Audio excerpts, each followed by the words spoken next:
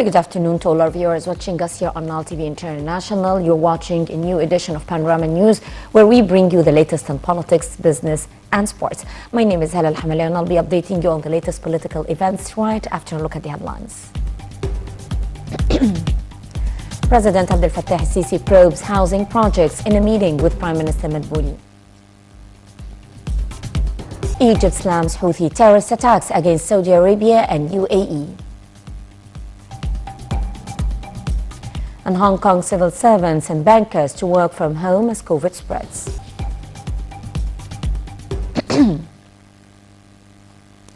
Welcome back. The details with me, Hala Al-Hamali. President Abdel Fattah al-Sisi on Monday held a meeting with Prime Minister Mustafa Madbouli and Housing Minister Asim Al-Ghazzar to follow up on the implementation of national housing projects nationwide. The meeting focused on the fourth-generation cities, such as the new administrative capital, as well as development projects across historical Cairo. Notable projects that were extensively discussed at the meeting also included the new Alamein city and the new Mansoura city. President al-Sisi was also briefed on the implementation of housing units along the presidential initiative Home for All Egyptians. Condemnations of terrorist attacks by Yemen's Houthi militias against the United Arab Emirates poured on Monday, as the Gulf country said that it intercepted 2 ballistic missiles fired by the group early today. 3 statements from Egypt, the Arab Parliament and the Gulf Cooperation Council described the attacks as violations of international law. More details. Egypt denounced fresh attacks by Houthi terrorists against Saudi Arabia and United Arab Emirates. In a statement, the Foreign Ministry stressed that the continuation of these attacks against brotherly countries is considered a clear threat to their stability and is a violation to the international law. Egypt also renewed its full support to Saudi Arabia and UAE in all measures that they take against these terrorist attacks. The Arab Parliament also denounced the attacks, stressing that the dangerous escalation by terrorist Houthis is a threat to the Arab national security in general and to the Gulf in particular. Moreover, the Gulf Cooperation Council slammed the fresh attack by terrorist Houthis at UAE targeting civilians, saying the continuation of such attacks is a challenge to the international community and its laws.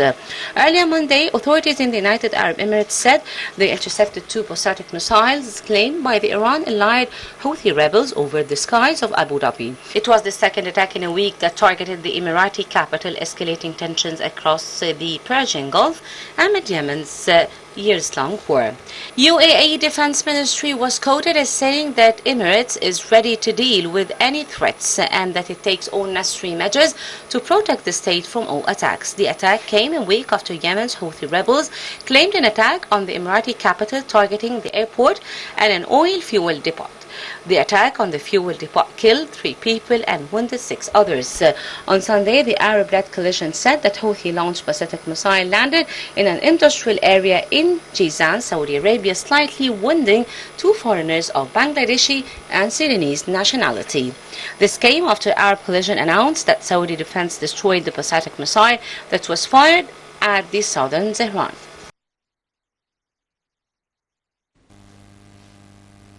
In its daily coronavirus report, the Ministry of Health reported 1,603 new cases.